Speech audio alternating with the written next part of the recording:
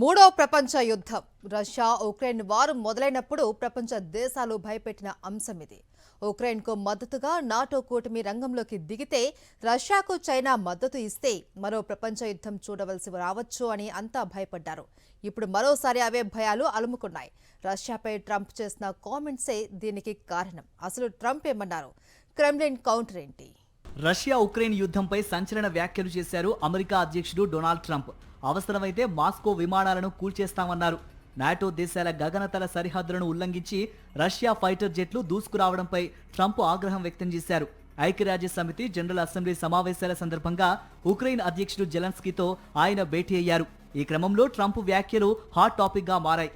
Russia యుద్ధ విమానాలను కూల్చేస్తాం అనడమే కాదు, ఆ దేశం ఆక్రమించిన ఉక్రెయిన్ భూభాగాలను విడిపిస్తాం అనేట్టుగా ట్రూత్ సోషల్లో ఓ పోస్ట్ చేశారు ట్రంప్. ఉక్రెయిన్ 2014 నుంచి కోల్పోయిన తన భూభాగం మొత్తం తిరిగి పొందగలదని అభిప్రాయపడ్డారు. ఈ వ్యాఖ్యలపై ఉక్రెయిన్ అధ్యక్షుడే ఆశ్చర్యం వ్యక్తం చేశారు. ఇది భారీ మార్పునకు చిహ్నమని, ట్రంప్ ఓ గేమ్ చేంజర్ అని జెలెన్స్కీ అభివర్ణించారు. ఉక్రెయిన్పై రష్యా సైనిక చర్యను ఆపేందుకు చాలా ప్రయత్నాలే చేశారు ట్రంప్. స్వయంగా పుతిన్తో భేటీ అయ్యి రాజీ మంత్రం జపించారు. శాంతి ఒప్పందం కోసం రష్యా స్వాధీనంలో ఉన్న తన భూభాగాలను ఉక్రెయిన్ వదులుకోవాల్సిందే అన్నారు.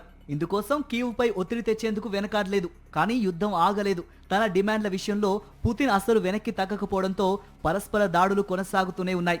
పుతిన్ దారికి రాకపోవడం, యుద్ధం ఆపకపోవడంపై కొన్నాళ్లుగా ట్రంప్ రగిలిపోతున్నారు. ఇప్పుడు ఏకంగా రష్యా యుద్ధ విమానాలు నాటో దేశాల సరిహద్దుల్లోకి రావటం ఆయనకు మరింత ఆగ్రహానికి గురిచేసింది. దీంతో పుతిన్కు వార్నింగ్ ఇచ్చేశారు ట్రంప్. రష్యా ఫైటర్ జెట్స్ కూల్చేస్తామంటూ బిగ్ స్టేట్మెంట్ ఇచ్చారు. ట్రంప్ హెచ్చరికలకు క్రెమ్లిన్ ధీటుగా బదులిచ్చింది. ఉక్రెయిన్పై యుద్ధం రష్యాను పేపర్ టైగర్ గా మార్చేసిందన్న ట్రంప్ వ్యాఖ్యలను ఖండించింది.